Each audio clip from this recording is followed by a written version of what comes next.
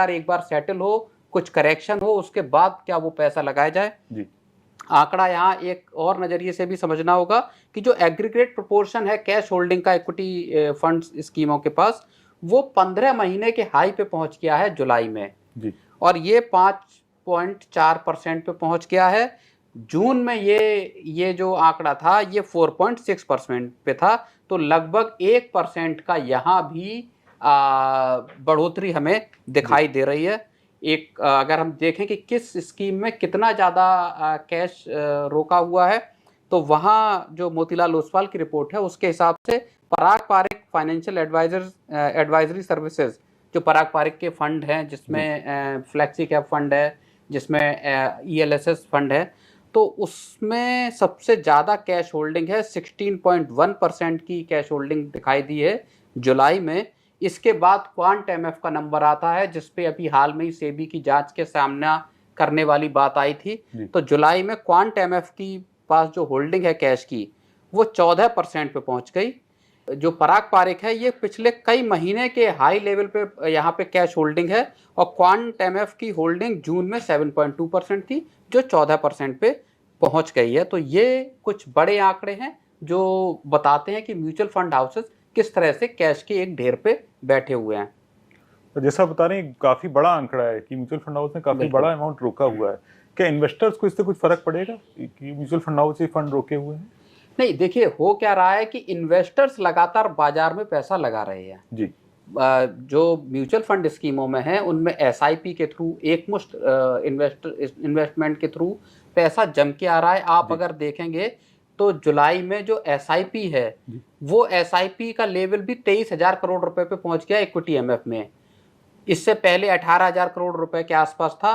तो जो SIPs हो या एकमुश्त इन्वेस्टमेंट हो, इक्विटी MF में पैसा लगातार इन्वेस्टर्स का आ रहा है, वो बढ़ रहा है। हो ये रहा है कि इन्वेस्टर्स को लग रहा है कि शेयर बाजार में सीधे जाने से अच्छा है कि हम SIP शुरू कर लें या हम एकमुश्त पैसा इक्विटी MF स्कीमों में लगा दें और वहां पे ठीक ठाक रिटर्न मिले। वहां फंड मैनेजर होते हैं जो मैनेज करते हैं आपका पैसा, तो ऐसे में भरोसा ज्यादा नजर आता है इन्वेस्टर्स को म्यूचुअल फंड्स में, तो वहां पैसा आ रहा है। लेकिन जो फंड मैनेजर्स हैं उनके सामने समस्या ये पैदा हो रही है कि बाजार को लेके माना ये जा रहा है, जो एक्सपर्ट भी कह रहे हैं कि वैल्यूएशन जो है वो बेहद स्ट्रेस्ड है, बहुत बढ़ी हुई है, और इस वजह से फंड मैनेजर्स को समझ में नहीं आ रहा कि वो इस पैसे को कहाँ लगाएं, किन स्टॉक्स में। उनको वो सस्ती वैल्यूएशन वाले अच्छे स्टॉक्स मिल नहीं रहे और इसलिए वो कैश को रोके हुए हैं। एक वजह ये भी हो सकती है कि बाजार में उथल पुथल या बाजार में गिरावट या करेक्शन का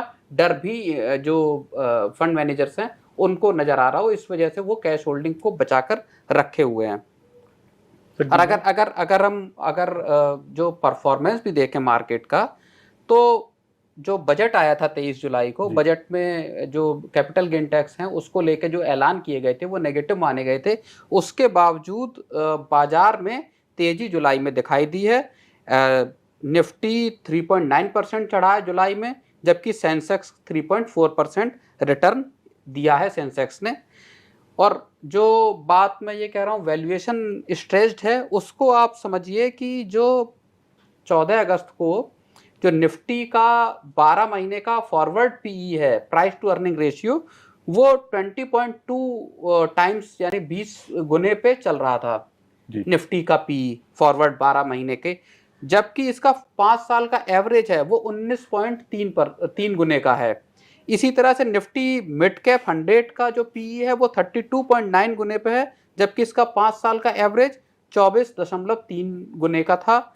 निफ्टी स्मॉल कैप 100 का जो PE है वो 20.6 गुने पे था, जबकि इसका 5 साल का एवरेज 17.2 है। यानी निफ्टी 50, निफ्टी मिड कैप और निफ्टी स्मॉल कैप, तीनों के जो फॉरवर्ड PE हैं एक साल के, वो अपने 5 साल के एवरेज से ऊपर चल रहे हैं। और यही वजह है कि जो फंड मैनेजर हैं उनको ये लग रहा होगा शायद कि मार्केट की वैल्यूएशन अभी ज़्यादा हैं, और इसमें अगर कुछ गिरावट आती है, वैल्यूएशन नीचे आती है, तब उनके पास एक मौका बन सकता है इस कैश होल्डिंग को मार्केट में लगाने का।